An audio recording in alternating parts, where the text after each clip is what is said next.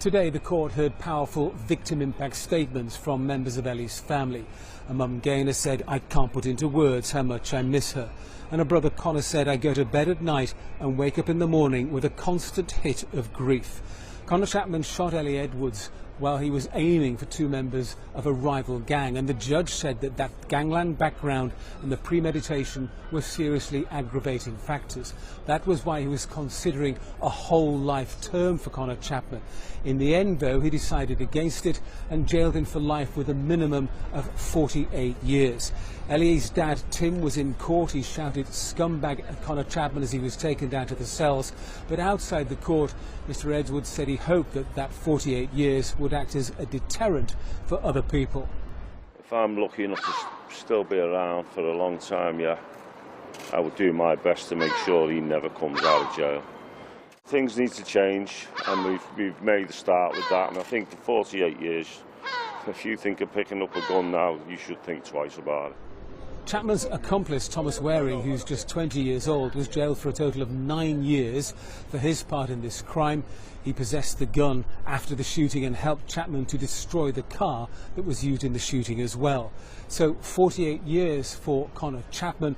That means that the earliest he can be considered for parole is when he's 71 years old.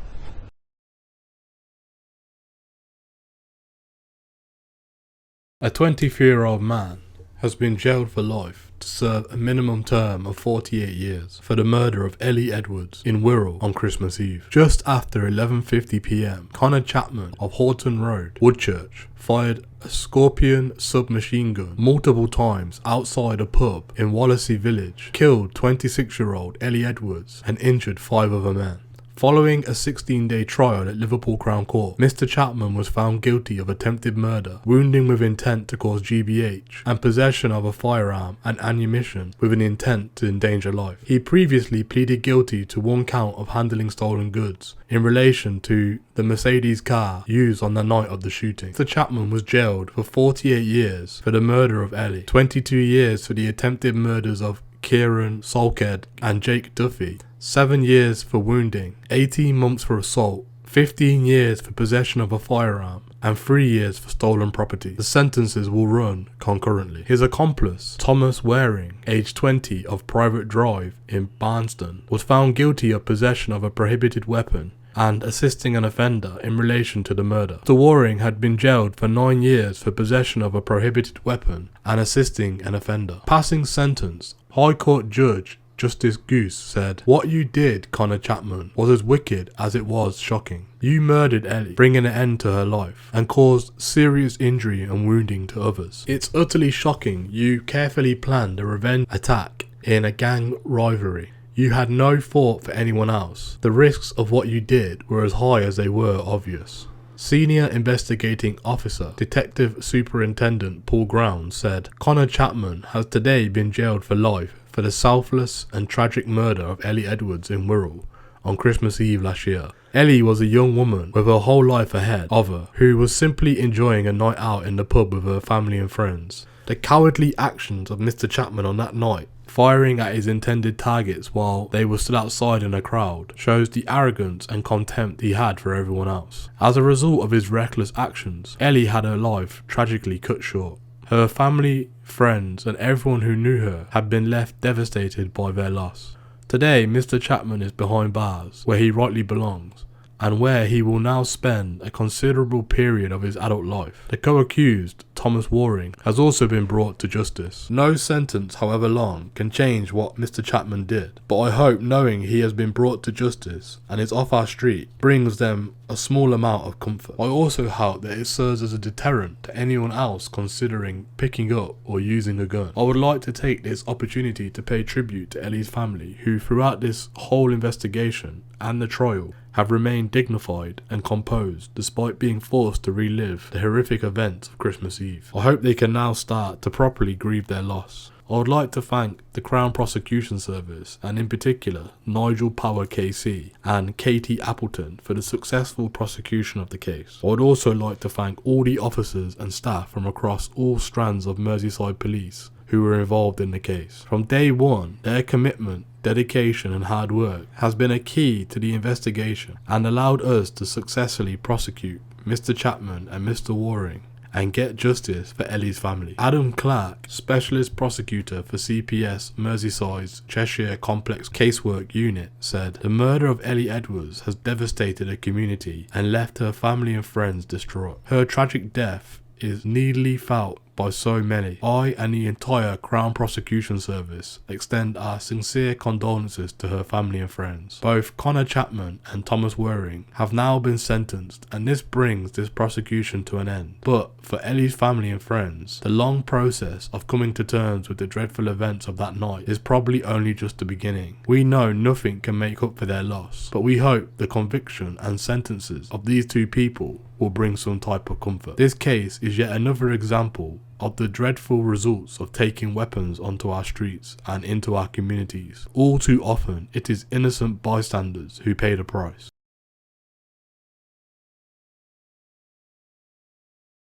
Wallasey village was busy with revellers enjoying the season and looking forward to Christmas Day. And for a short time, 6 of them, separately, found themselves outside at the front of the building. They were Elle Edwards, Jake Duffy, Kieran Solkeld, Harry Loughran, Liam Carr and Nicholas Speed. They were not all together, they just happened to be there. And what you did, Connor Chapman, to those 6 victims was as wicked as it was shocking. You murdered Elle Edwards, bringing an end to her young life. You attempted to murder Jake Duffy and Kieran Solkeld, causing them very serious injuries. You wounded both Harry Loughran and Liam Carr, and you caused injury to Nicholas Speed. How did you do that? You obtained a submachine gun loaded with 12 bullets and prepared yourself to fire all of them at close range at 6 of them. Your intention was to murder Jake Duffy and Kieran Solkeld, but you didn't care who else would be killed. That's why you fired all of the bullets at the group. I'm satisfied that you are a highly dangerous man.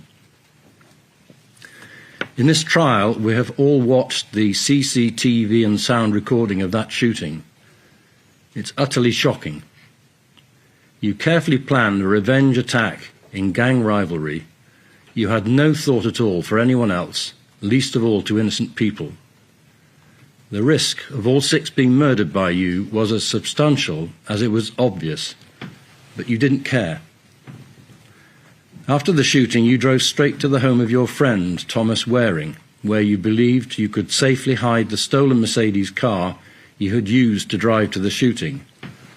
Also, the submachine gun, which you'd asked Waring to look after, and at least one of the gloves you wore in the shooting, which later produced gunshot residue evidence. You spent the days afterwards removing or destroying evidence that would identify you as the gunman. You washed the clothes you wore. Other clothing and shoes were removed from your home before the police searched it, and you destroyed your mobile phone. 6 days later, on New Year's Eve, together with Waring, you returned to where the stolen Mercedes had been hidden. It was near to where he lived in Barnston. Then the both of you drove the Mercedes to a remote place and set fire to it, to destroy any evidence that the car might have to identify you, Chapman, as the murderer. The background to these offences, as we've heard, lies in violent criminal gang rivalry between those connected to the Woodchurch estate and others connected to the Ford estate on the Wirral. You, Chapman, were very actively involved in the Woodchurch gang, whilst you, Waring, were associated with it. The violence included shootings during 2021 and 2022 and created very substantial concern to the people of Merseyside. On the 23rd of December last year, one of your associates was attacked by Jake Duffy and Kieran Solkeld in the street. They were part of the Ford estate gang. And when you learned of that, you decided on revenge in premeditated and carefully planned murder of Jake Duffy and Kieran Solkeld. You used a stolen Mercedes A-Class car with false registration plates, which you often used for your drug dealing. You disguised yourself with dark clothing, a mask, a hood, and gloves. You obtained a submachine gun and a loaded magazine with 12 bullets.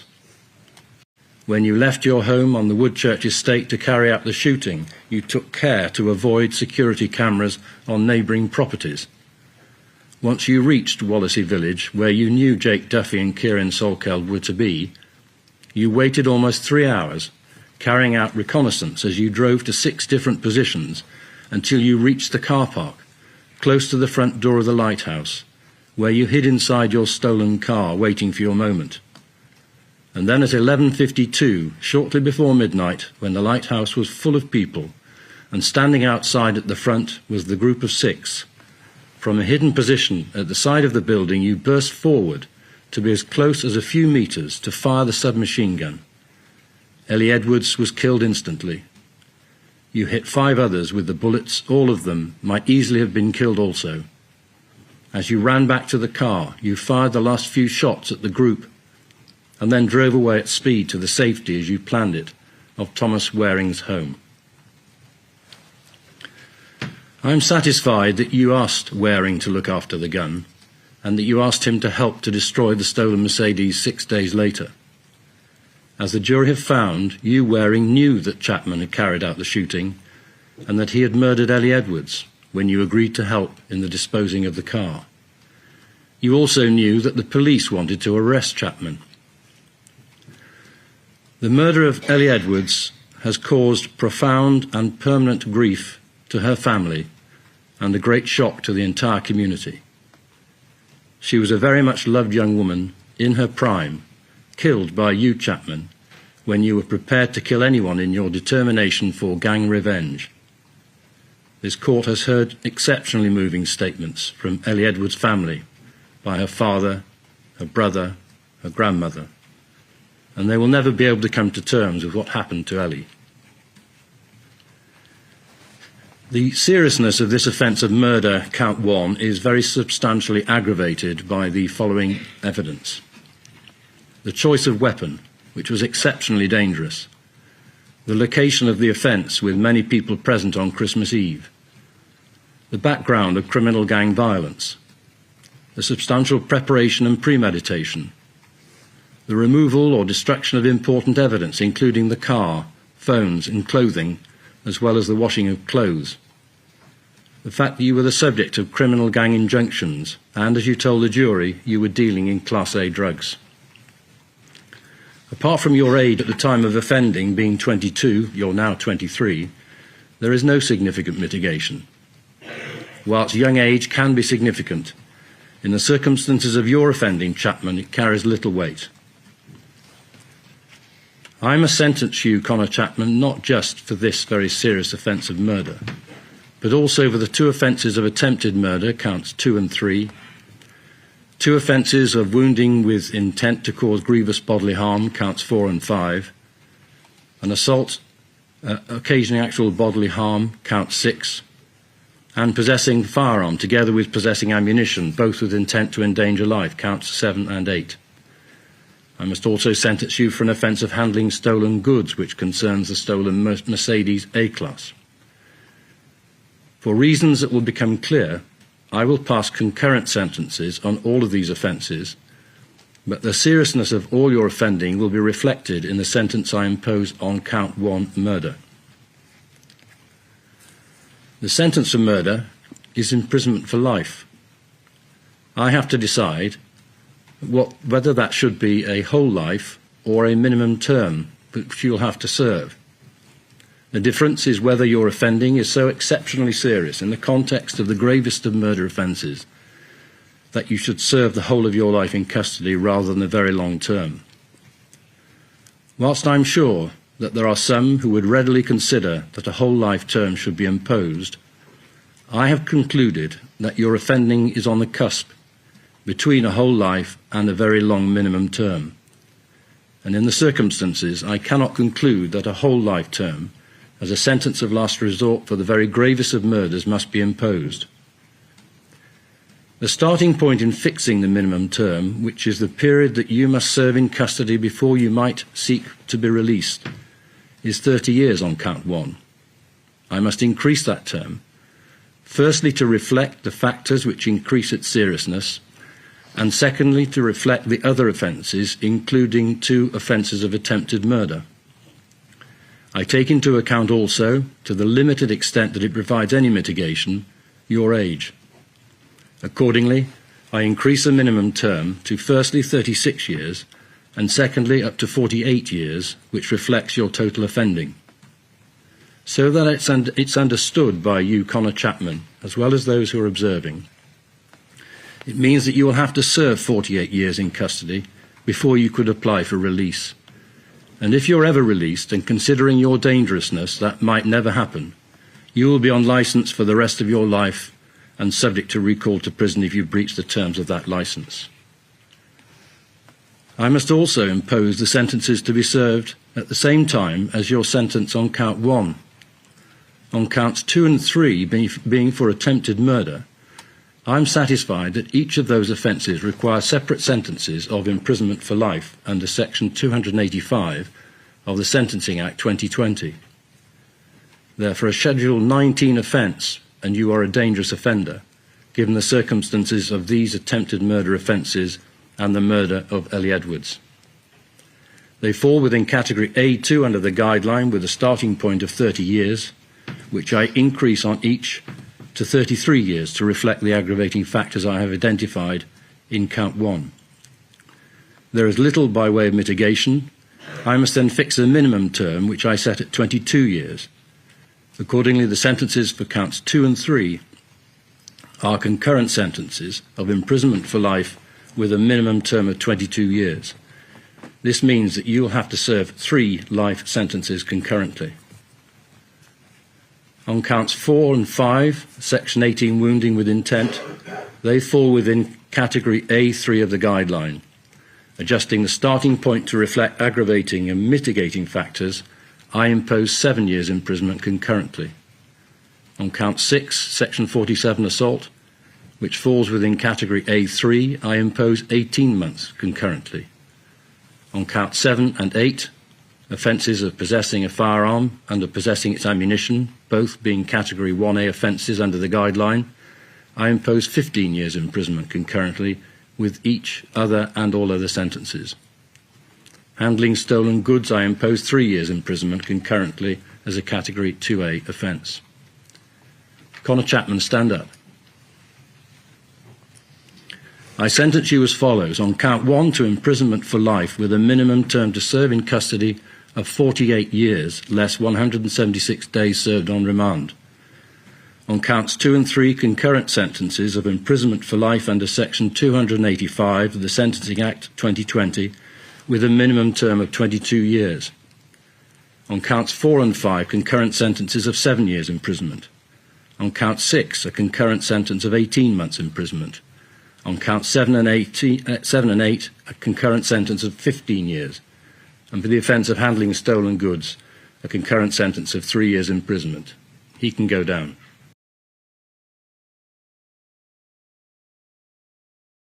The sentencing of Connor Chapman to life imprisonment with a minimum term of 48 years marks a pivotal moment in the pursuit of justice for the senseless and devastating murder of Elle Edwards. Mr. Chapman's callous and premeditated attack, carried out with a submachine gun in a public place on Christmas Eve, not only claimed the life of a vibrant 26-year-old woman, but also caused lasting trauma to 5 other victims and the wider community. The court's judgment underscores the severity of Mr. Chapman's actions, rooted in gang rivalries, and highlights the profound recklessness with which he endangered innocent lives. Though no sentence can undo the grief suffered by Ellie's loved ones, the outcome brings a measure of accountability and ensures Mr. Chapman will spend the majority of his life behind bars. The conviction and sentencing of his accomplice, Thomas Waring, further reinforces the message that those who aid and abet such violence will also face serious consequences. Ellie's tragic death serves as a painful reminder of the catastrophic impact of gun crime and the need for continued efforts to rid our streets of deadly weapons. As her family begins the long process of healing, the legacy of Ellie's life and the horror of her loss will not be forgotten. This case stands as both a warning and a call to action, that such brutality has no place in society and justice will be pursued with unwavering determination.